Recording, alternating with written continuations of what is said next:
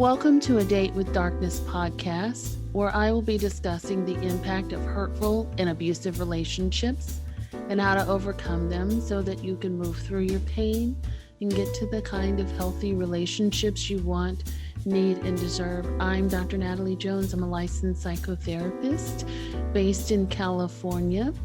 While I hope that you find this podcast educational and informational, please note it should not be substituted for treatment with a licensed mental health professional. Also, due to the nature of the podcast, some of the information presented on this show can be sensitive to some of my listeners, so please note that listener discretion is advised. Hello and welcome back to another episode of A Date with Darkness podcast. Can you believe that we're 100 episodes plus now? That's pretty awesome. So the show is growing and I love it. But time goes by so fast. How's your summer going? How's your week been going? I hope that you all have been taking care of yourselves and you're doing something fun this week. And maybe you're doing something fun while you're listening or, after the show and maybe kind of wind down and think about some things, maybe have, a quiet evening, Okay, so of course, how we like to do it. We jump right on in and talk about the administrative stuff first. So of course, if you are looking for the individual and group membership coaching, please be sure to check the link down in the show notes and get on the email list to be the first to be notified when that jumps off. And that should be coming up really soon here.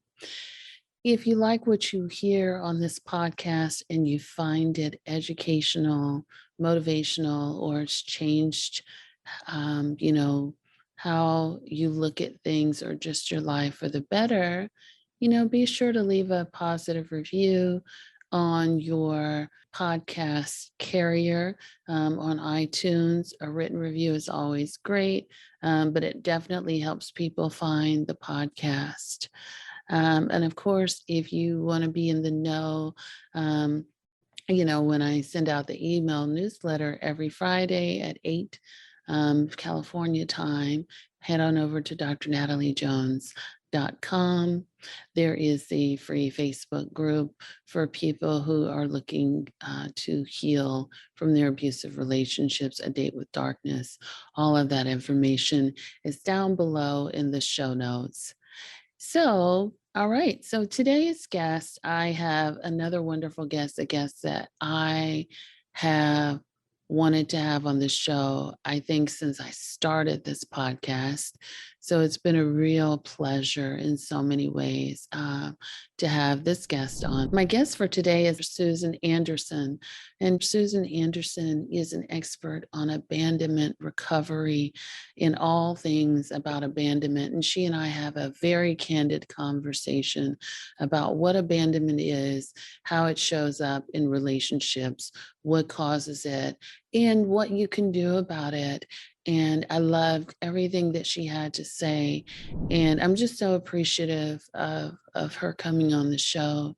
It's fun to do this show, but it always makes me glad that I do this show when I have a guest on that I really respect and I've really admired for a long time. And of course, I really respect all the guests that I have on. But when you've like picked up someone's book or you've watched them speak on TV or on some sort of platform, and you're like, oh, one day, maybe we can get to have a conversation. And this is why this podcast is very special, because today was that day I got to have that conversation with Susan, and I'll let you know it did not disappoint. So check out my talk with Susan and listen to all of the golden nuggets that she dropped when it came to talking about abandonment. Hello and welcome to the show, Susan. Oh, I'm so happy to be here, Natalie. I'm happy for you to be here. I'm very excited, fangirling out. So For people that don't know who you are, can you tell us a little bit about who you are, what you do, and the passion behind your work? Yes. Well, I'm Susan Anderson, and I'm the founder of Abandonment Recovery.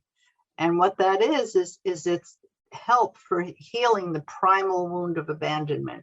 Not just, the current triggers that we go through, like going through a breakup or finding ourselves alone or having low self-esteem and all the triggers that we have in adult life, but the primal wound, the source of it all. So that's what I specialize in, and that's what my books are about and my programs. But I got into it because abandonment happened to me in my adulthood. And that's what opened me up to start exploring what possible help there can be for something that once it's triggered can be so debilitating and overwhelming. So that's where I'm coming from. I appreciate you sort of talking a little bit about that. For people that are listening to you and they're not familiar with what abandonment is, or they may have a different idea in their mind of what abandonment is, can you tell us a little bit about what that is, and maybe, why is it so hurtful for people? Well, abandonment is sort of a catch-all term. It refers to that feeling that life itself has left you on a doorstep. You can feel abandoned just with your friends are too busy to get together with you, or if you're going through a breakup and if you feel rejected, that's a big trigger of that feeling, that primal feeling of being left all alone, of being worthless and having deep shame over who you are because you've been rejected by someone. So abandonment refers to that feeling. It's universal. We all have it. A fear of not being worthy of connection, of losing our connection, a fear that it can be very unconscious, but even though it's unconscious and it might be more in the background, we're not conscious of it, it can be triggered just by any kind of feeling that you've been slighted or failed to be recognized or misunderstood. Little things like that can trigger a feeling of hurt, as if you somehow aren't valuable to the other person. Does that say something about us when we're experiencing that feeling of abandonment at that time? Is there something deeper that maybe is going on within that perhaps we should look at? Well, it speaks to, emotions that go all the way back to birth, because we acquired the original fear of abandonment with birth trauma, because we were inside our mother's womb where everything was perfect and balanced, and then we were born, thrust out into a cold room with bright lights. So we felt, even though we didn't have words as infants, we felt the contrast between the warm, perfect environment of the womb and the abrupt change of being born. And as we went through infancy, we kept having that experience. Somebody would pick us up and make us feel warm and cozy and fed, but then we'd be put back down in a bassinet or a crib, and then we'd feel that contrast again and want to be picked up again. So throughout our childhood, we experienced that emotion and of disconnect. And when we get to be adults and we experience a disconnect, a disappointment, a rejection, a slight, it goes to that deep place that goes all the way back to infancy. It's wordless, but it's an emotion. We can't necessarily name it at the time, but it's an emotion. And your question kind of says, does it suggest that maybe the person who feels it has deep issues? And the answer to that is it can, because some people are very sensitive to abandonment, any nuance of being rejected, and other people are not as sensitive. But every human being has a vulnerability there, because every human being was born and every human being has those emotions deep within. Some people have had more defense mechanisms, or maybe they have other more positive emotions surrounding it so that it doesn't hurt as much. But so there's a big difference in people who are more sensitive to feeling rejected, feeling left behind, feeling unimportant, feeling slighted, feeling abandoned. There are people who are more prone to it than others, but everybody has it to some extent. Mm. The thought that crossed my mind is, what about a time like now, like during the middle of a pandemic, right? How that may have people feeling a lot more abandoned or, lonely than they normally would. And I'm wondering if maybe you can sort of tell us how to discern the difference between a core wound of abandonment and maybe something like an unpredictable, unforeseen event, like, feeling abandoned due to COVID, if that makes sense. I hear your question. I'll do the best with that I can. I don't know if any studies have been done. I don't really have anything based on any evidence or anything. It's just sort of my gut reaction. But I do think that the pandemic has stirred up a lot of abandonment feelings within people. And those feelings are isolation and losing connections, and not having the connection leads to feelings of sort of losing initiative. So even as things start opening up, people are reporting to me, at least, and I'm this way too, and friends of mine, that they don't really feel like doing as much as they used to. They're not going places and meeting with people as much. They love human company, but they're not seeking it out as much. They've gotten used to being isolated. So I think it really is related.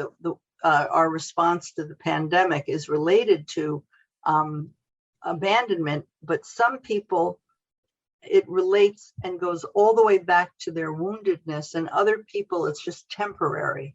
Eventually, when the pandemic really is over and we start to go back out into life more, they will possibly not have such a thing triggering them. But there's a positive side too. When you're the only one isolated, let's say all of your friends are getting together and they all have relationships and they all have children and they all have something, but you don't. You're the one home. You're the one who doesn't have anything to do tonight. When you're the only one, or you feel that some of your friends have what you don't have, it's more painful. There's more shame. But during the pandemic, nobody went anywhere. We were all isolated. Mm-hmm. So the positive part of it is it put a lot of people on an equal playing field and actually alleviated some of the abandonment pain that people feel. So it sort of cut both ways. That's interesting to hear that it actually was alleviating to people, but I can certainly see that because, I recall a lot of couples sort of, even people that sort of were married and lived together or just sort of lived together, there was a division in the home or someone had to go stay somewhere, just sort of that, almost like a breaking apart temporarily. Yes. So it makes a lot of sense what you're saying. Yeah. When you have someone that has a deeper core wound of abandonment and they don't necessarily have the insight or they don't know that they struggle with that. No. Can you talk, like, what sort of signs and symptoms do they show long term, like over the course of their lives as a result of feeling that way? Well, a lot of people have a core wound of abandonment and really don't think of it that way. They don't, it's not conscious. It's something so much a part of them, they don't even know it's there. It's just the core of who they are. But the symptoms are things like feeling a little more sensitive to rejection than the average person, feeling a low self-esteem, having a low sense of personal entitlement, like as if you don't deserve to have a better life, sort of having performance anxiety, which causes you, it interferes in your ability to succeed in life and achieve goals because you get anxious, you know, when you go on a job interview or when you audition for, you know, a part in the play, your anxiety holds you back. So the symptoms of having a core abandonment wound have to do with your ability also to form secure primary relationships, especially with you know, someone to love. Yeah. That's a not everyone who has core abandonment has that problem, but you'll find among people who struggle to form those secure bonds with a primary love object, those people tend to have very, you know, deep core abandonment wounds. And let's say the thing that caused your core abandonment wound was something like this. Let's say you grew up in a family and one of your parents was an alcoholic. Very common. Many people have that background, but it means that you grew up with a parent who had more of a relationship with alcohol than he or she did with your other parent or with the children. So you grow up with a vague kind of abandonment scenario where you were being chronically abandoned for your needs because the parent wasn't really able to be 100% there. Or you grew up in a family where one of your parents had a terrible burden, maybe a single parent family, or one of your parents was very ill, or was in grief over the loss of one of your siblings or something like that. Then you're growing up in a family, nobody abandoned you per se, but you're growing up in a family where your parents aren't able to really be there 100% for you all the time. And so even situations like that can lead to an adult where there is low self-esteem and, you know, performance anxiety and insecurity in relationships and a lot of self-sabotaging behaviors like overeating or, you know, overspending or something like that, or where you grow up feeling less important than other people, as if you're somehow a lower caste than other people. And where does that come from? Those are symptoms of having a core abandonment wound. But was I ever abandoned? No, my parents were there. Yes, but they had other issues. So it's very subtle things that can lead to that core wound.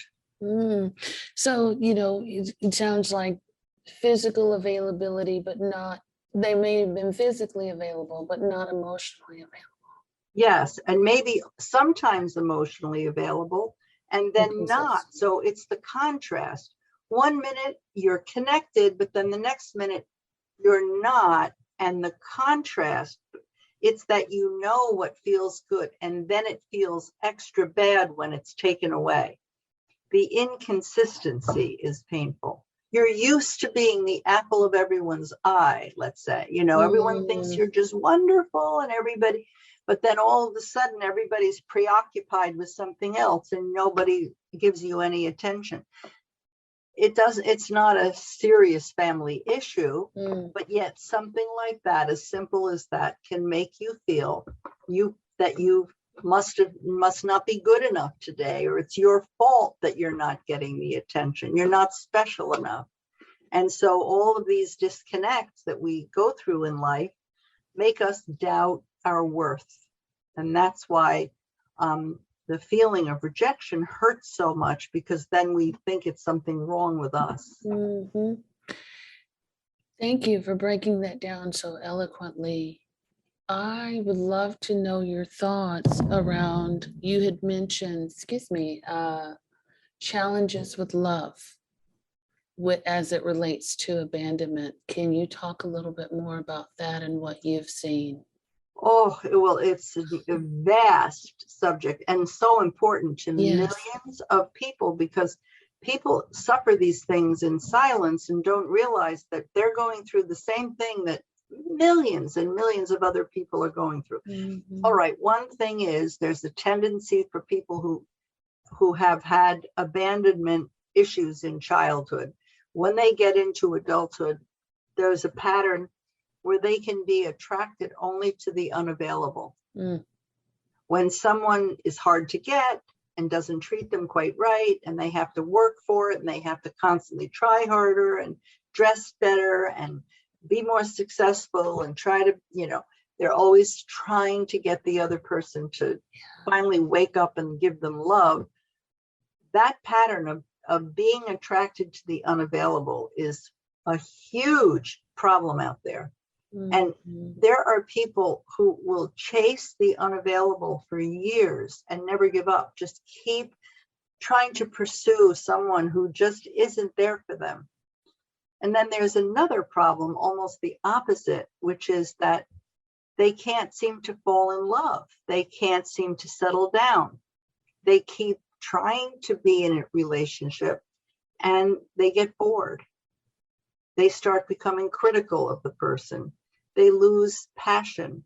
And this happens to men and women. But when it happens to men, because men, need to have attraction in order to perform, then they can't really even perform. The relationship just falls apart. So the problems that are involved in relationships can range from being attracted to the unavailable or losing interest in partners and not being able to love. But the most trouble is in feeling insecure in a relationship. Mm. It could be where, because of what happened to you as a child, you might have unrealistic expectations of your partner. And then it means that they're great, but you're expecting them to make you feel better all the time, and they can't. You're expecting them to love you in the way that you need to be loved, but they can only love you the way that they know how to love.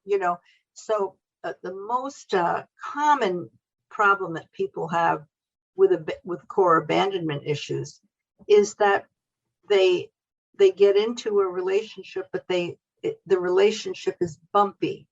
It's uncomfortable because of feelings of insecurity. Wow.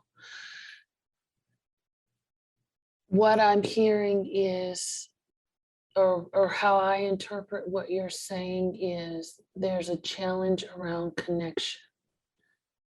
Very much so, especially primary connection. A lot of people have no problem at all having friendships. They have lots of friends, and yet they have a hard time meeting someone to partner up with, meeting a mate. They can meet a mate, but they have a hard time creating a long-lasting quality relationship with that person. But some people have so much insecurity, and their unrealistic expectations and neediness make it even hard for them to sustain friendships. That's very common. Mm. And people who have trouble sustaining friendships feel so much shame. They don't tend to talk about it. They don't want to draw attention to it. But so they don't get to find out that millions and millions of people are struggling with that issue. I want to go back for a second. You had talked about, the physical abandonment versus, the emotional abandonment.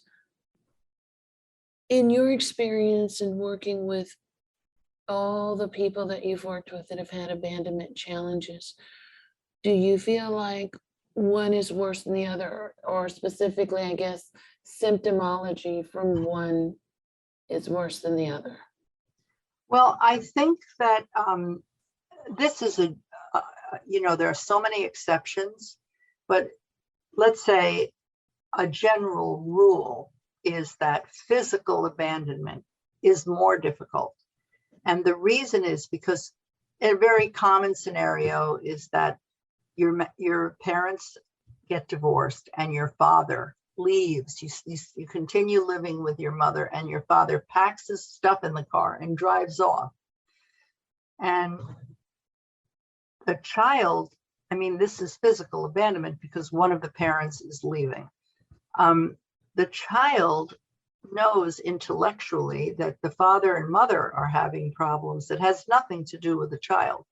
But emotionally, the child feels, well, if only I were more special. If only I rated my father staying. If only I could have helped him to stay. If only I could have helped my mother be better. Or if only, and a child will feel personally responsible by virtue of not being special or not being enough or not trying hard enough. A child will feel diminished by a parent being absent. And the same is true. Let's say a little girl has a mommy and a daddy, and the mommy dies. She's only 5 years old and the mommy dies. This happens. And this child will lose some self-esteem and will have abandonment issues because the other children have their mommies and she doesn't. So they're more special than she is. They rate having a mommy and she doesn't because her mommy died. And then she also doesn't have the mommy, the parent around saying, hi, honey, come on in, here's a cookie. She doesn't get that positive reinforcement because that person is physically gone. And so even when it's a death and not an abandonment, so to speak, a child feels abandoned because it's anything that causes a child to question her own worth comes as an abandonment kind of feeling. So physical abandonment is very painful. Yeah. Some parents, if one of the parents dies early and the children are young, the parent will try to overcompensate. Like anything that child wants, the parent buys them no matter what. You know, the parent goes out of their way to make it up to them.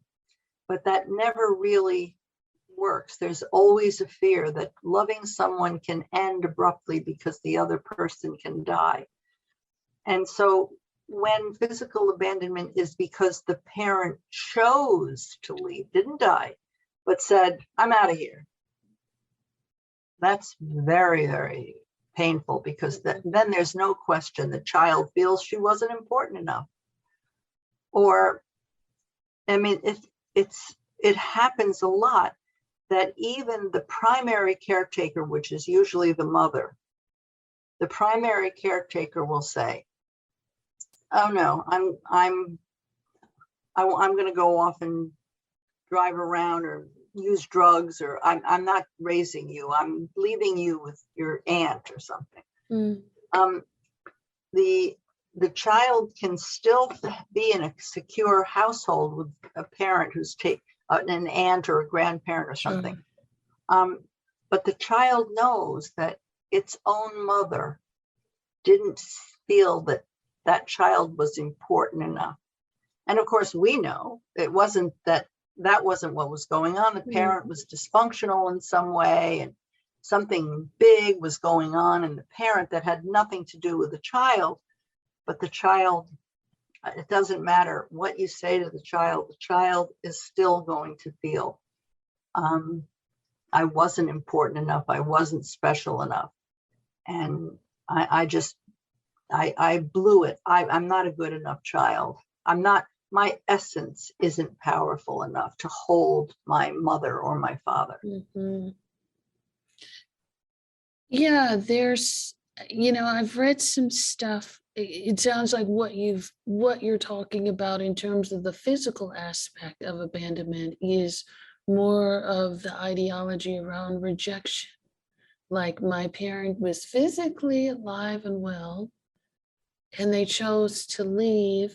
And some of the literature that I've read is that children that are neglected versus those are rejected, children that are neglected have a better outcome in the long run than those who have been rejected. So it falls in line with what you're saying. And Yes. it's something about a child that, in the research, it says that a child that's been rejected or has a very profound form of rejection will continue to experience that over and over and over again.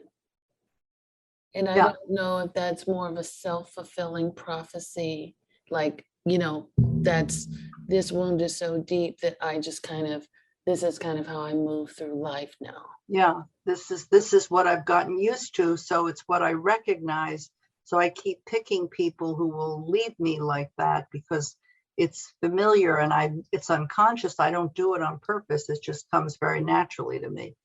But the neglected child, it's interesting because a lot of children go through stages of being very neglected. They could be taken care of in a very good way. And then all of a sudden a tragedy can hit the family, and they're, for a while at least, they're neglected. Or they're constantly neglected because the parent is irresponsible or whatever.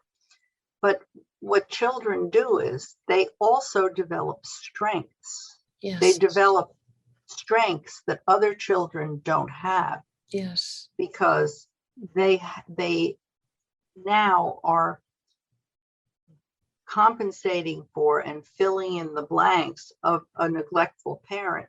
And so they will have more competency in areas. They'll be able to handle things other children can't.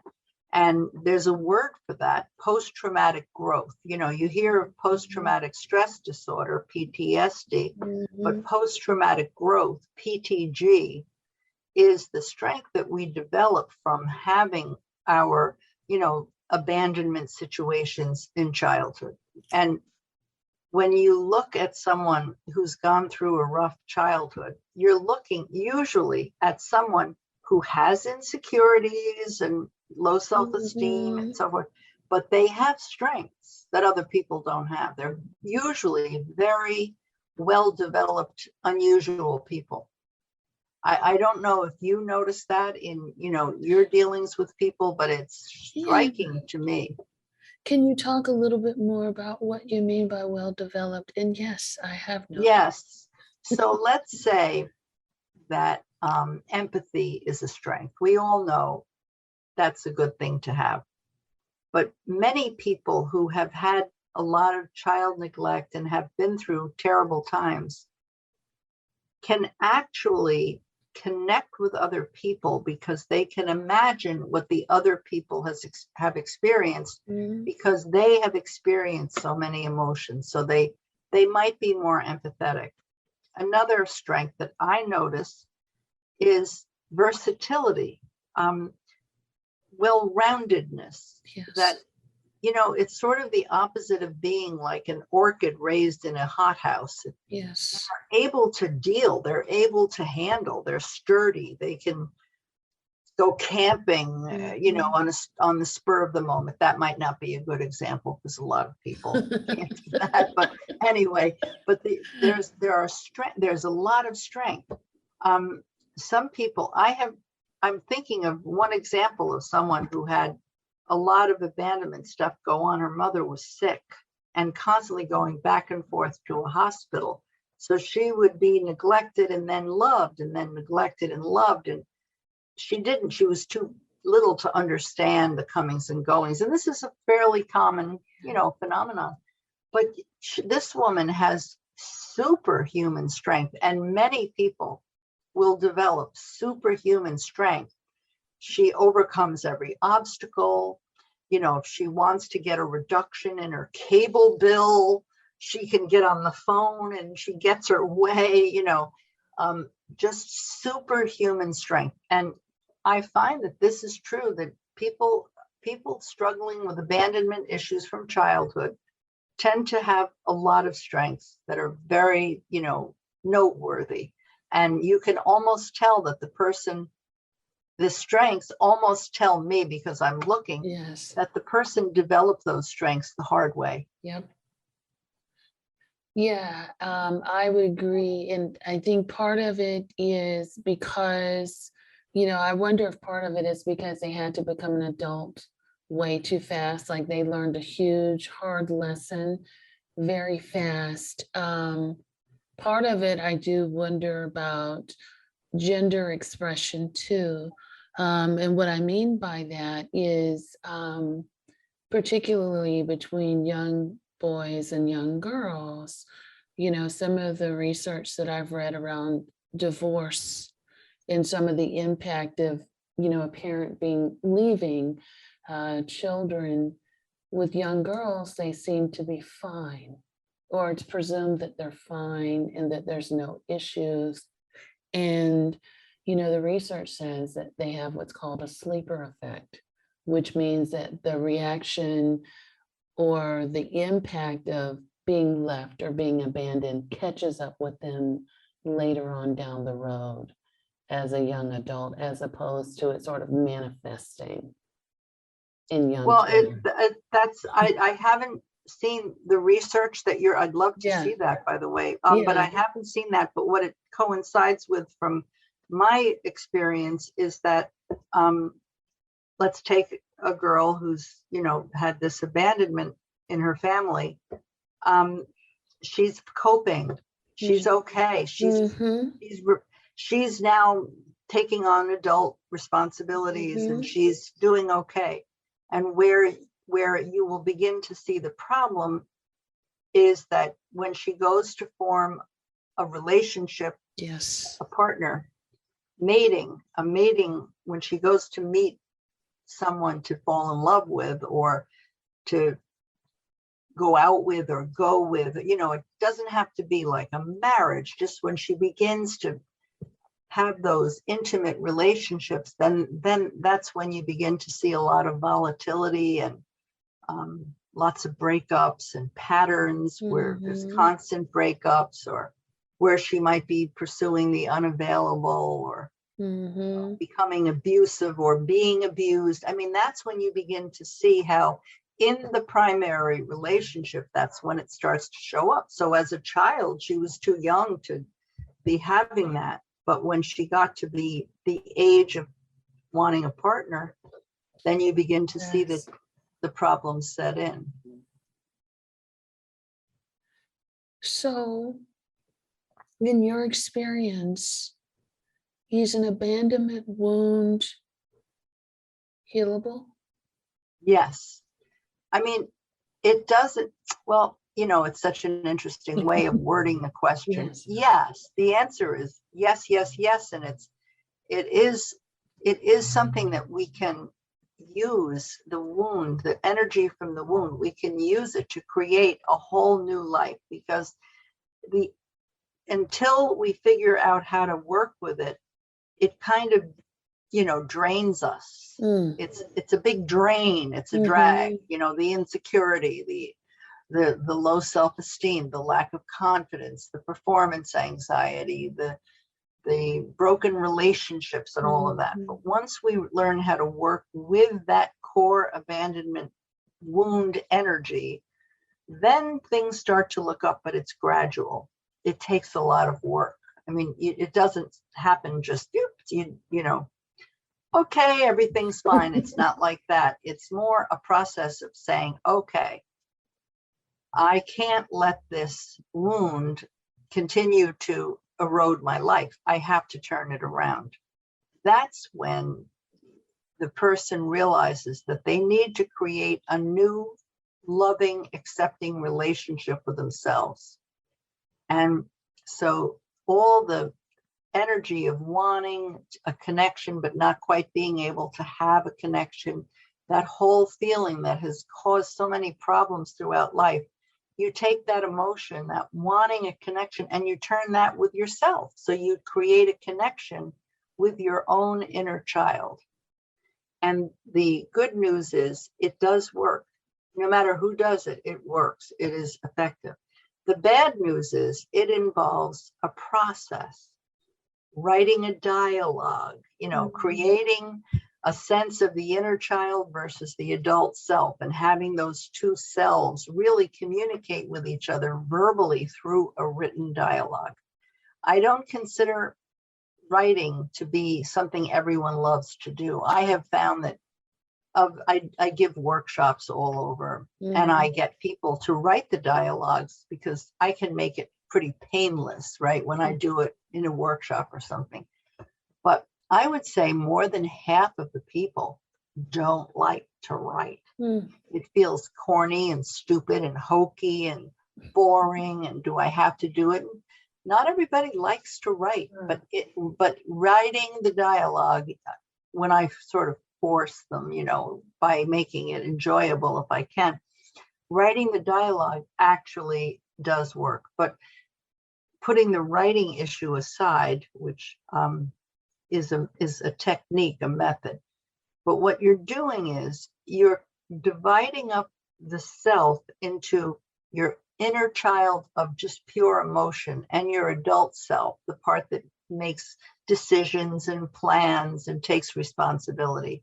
And once you have sort of created that idea of these two parts, then you can have one part really love the other. The adult can love and accept and really accept the inner child, all of the inner child's feelings, all of their needs, just accept them and promise the inner child to do everything you can to give them a better life. This is a relationship that some people have. They were born into the right family. Yeah. They were treated with love all the time. And so as an adult, they automatically know how to give themselves love. They automatically know how to be kind to themselves and accept themselves and do positive, wonderful things for themselves. They already know, how to do it, how to get a really good job and make lots of money or whatever it is. They already know how to do all that. But other people who have, a core abandonment wound and feel the pain of it, they can figure out how to do that, but they have to do it more deliberately. They have to consciously say, I have a wounded inner child who's lonely and sad and anxious. And it's my job to take that child and give that child a good life. So it is a healable wound. And there are other exercises too. There are many other things that we can do that promote a lot of healing. But healing is very possible. It's inevitable, but it involves an effort. It involves work. Absolutely. And one of the challenges when you had talked about the physical abandonment piece, where you have a parent figure that sort of rejects you, but they're still here. They just sort of walk away. I'm curious, is that process of healing much more involved for those folks as opposed to people that are just sort of trying to rectify the emotional aspects of abandonment, if that makes sense? Well, if I say this, it will sound so fantastic, but if you suffered from physical abandonment and you had a really bad case of it, the inner child is so needy and frantic that it almost makes it easier to start a new relationship with yourself. For instance, I'm thinking of someone. I'm going to create a composite scenario. So it's not really any one person, but let's say his father shot his mother right in front of him. And then the father was put in jail, and then he committed suicide in jail. And the son was sent to foster care, and he was sexually abused by his foster father. And he ran away and he was put in another foster home, and the same thing happened. Okay, there are people who've had physical abandonment and then sexual abuse and all the other forms of abandonment. And now they want help. They want to change their lives. You can imagine they have very messed up lives because they have so much, self-sabotage going on. That person can actually start a new process of taking that inner child who went through all that and feeling so much compassion for that inner child, what it's been through and what it still feels, the fear, the insecurity, the shame. And it can say, oh, I hear you. I feel what you're feeling. Thank you for telling me what you're feeling. I need to understand what you're feeling. I'm here. I will never abandon you. From now on, I'm going to do everything I can to give you a better life, so that it becomes a real relationship. So no matter how bad the childhood was, even with physical abandonment, it can still really create a marvelous new relationship that becomes a real change, a change agent for that person. Nice. As people are going through their healing journey, and you had mentioned in the beginning about people who have struggles with forming intimate relationships and friendships, how do people learn the art of connection? Well, the amazing thing is, there are a number of tools that are helpful. The tool of visualization is helpful. There are a number of tools, but when you start to have a relationship with yourself based on empathy and kindness and positive behaviors, doing positive things for yourself, when you start that, you are now you become sort of like a sun sending out rays, and people love to catch your sunlight.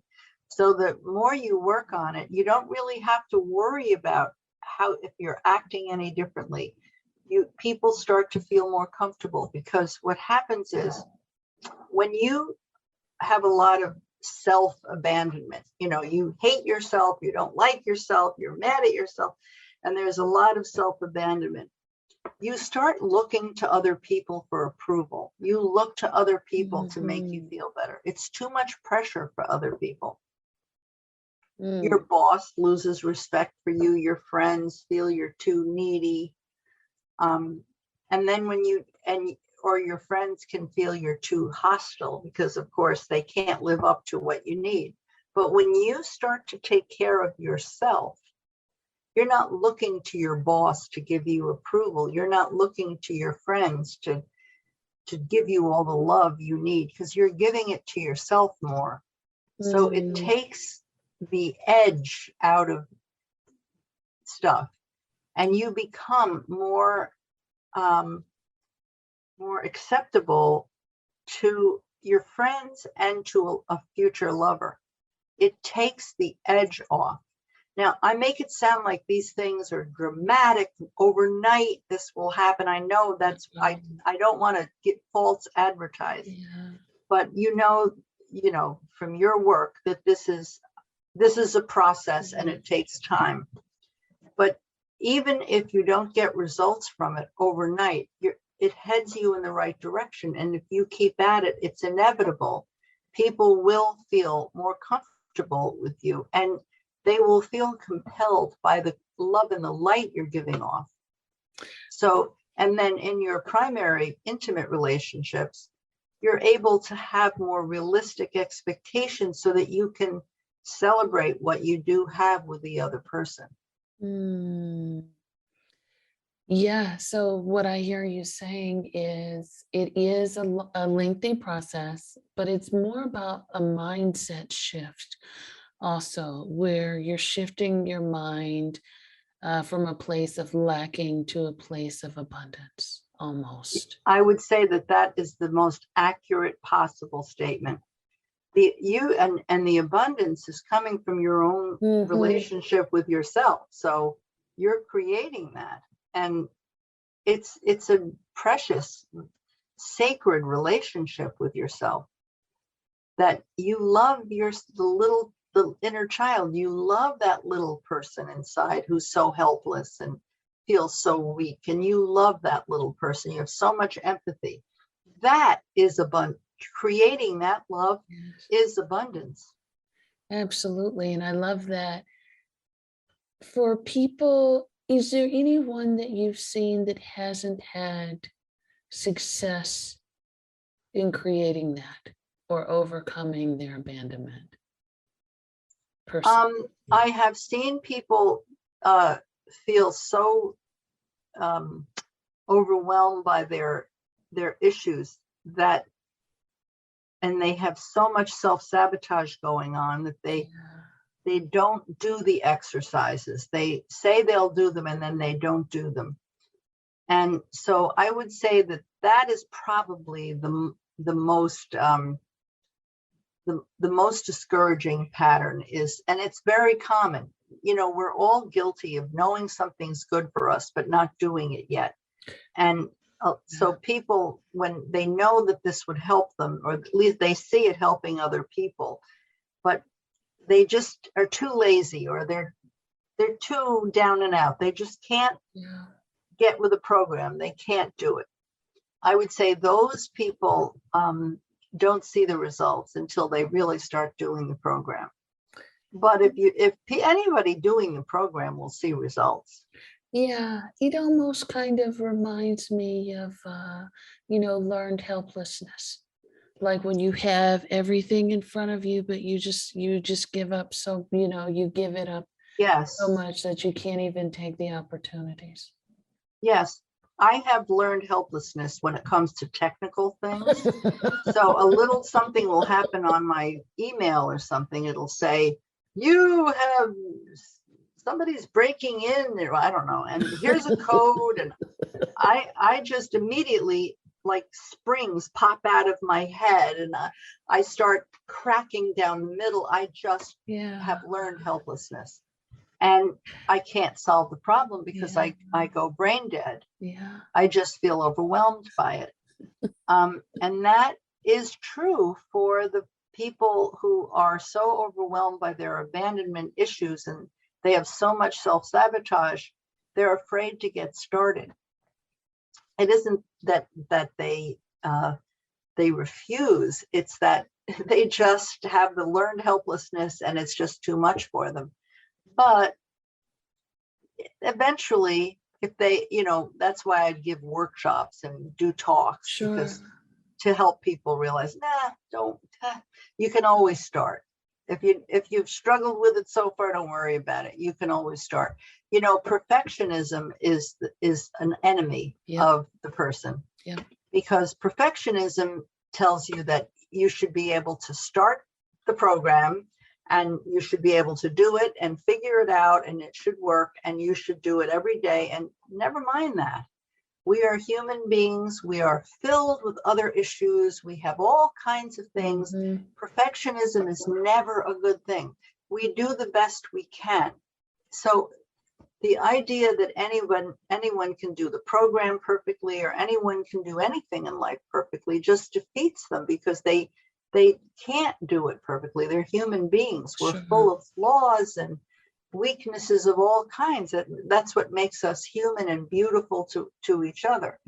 So, even if some people really have a hard time getting started, they could still start and it still works.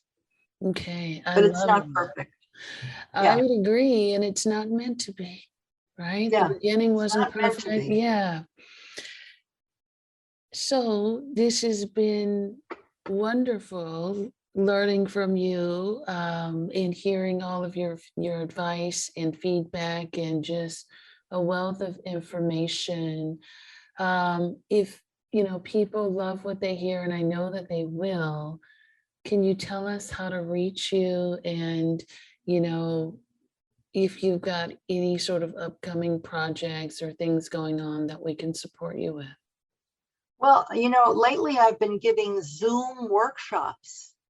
They're 5 sessions and they actually work. I didn't expect them to really work because, you need to be up close and personal, but they've been working. They form really great bonds with all these people. It's amazing. But anyway, on my website at abandonment.net, I haven't posted dates for the next Zoom workshop that I'm giving, but I'll be posting them soon. And then I also have a 6-day workshop coming up in Massachusetts, in Kripalu Institute. And it's a chance to spend 6 days with me having workshops, lots and lots of workshops with me, and getting very close to the group that you meet. Let's say there are 35 or 40 people in the group. A really nice fellowship forms, and we meet and meet and meet for 6 days. So it's really, really nice. And that's coming up, I think, in the fall. But it's on my website, abandonment.net. And of course, I have books, and I have abandonment books, and I have abandonment blogs and tapes and many things. I love it. And you have 3 books now. Is that right? Or how many books? Actually, 4. I have Journey from Abandonment to Healing. And then I have the Abandonment Recovery Workbook. I have Taming Your Outer Child, which is all about the self-sabotage and how to overcome that. And then Black Swan, the 12 Lessons of Abandonment Recovery, which is a very short little fable. Yeah, I love that one. I love them all. Good. But yeah, I forgot about the Taming the Outer Child, but you're right, I do have that one.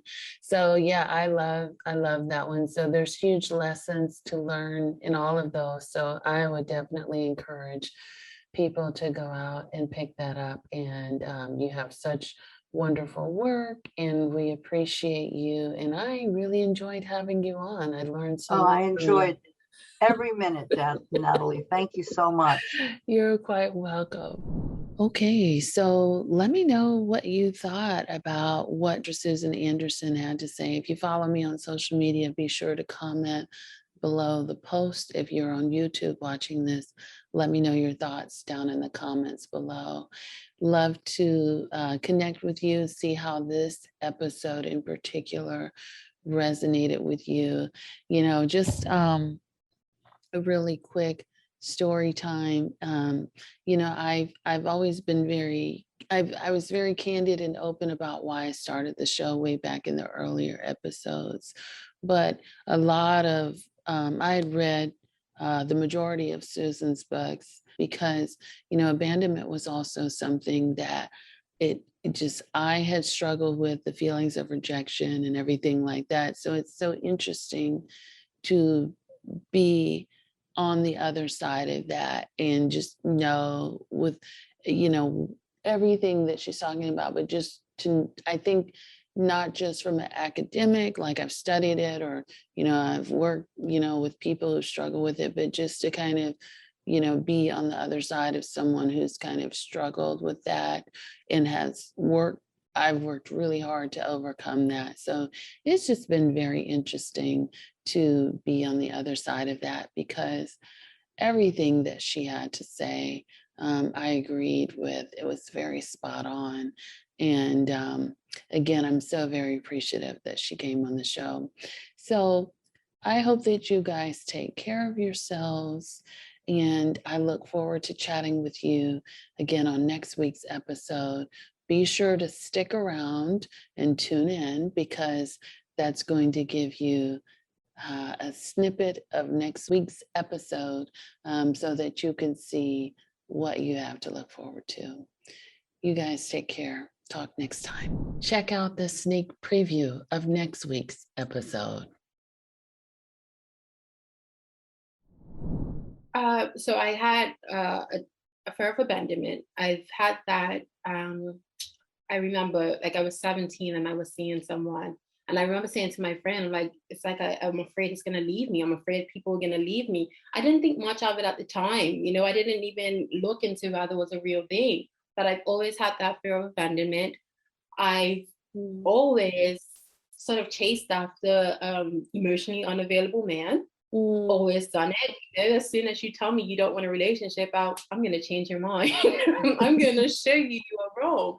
And when I can't convince you to change your mind, I'm going to wonder what's wrong with me. You know what I mean? Why couldn't I be the one to make you want a relationship? And then when I would meet men who were available and seemed interested in me and who, could give me the things I was looking for, that sends me into a panic as well.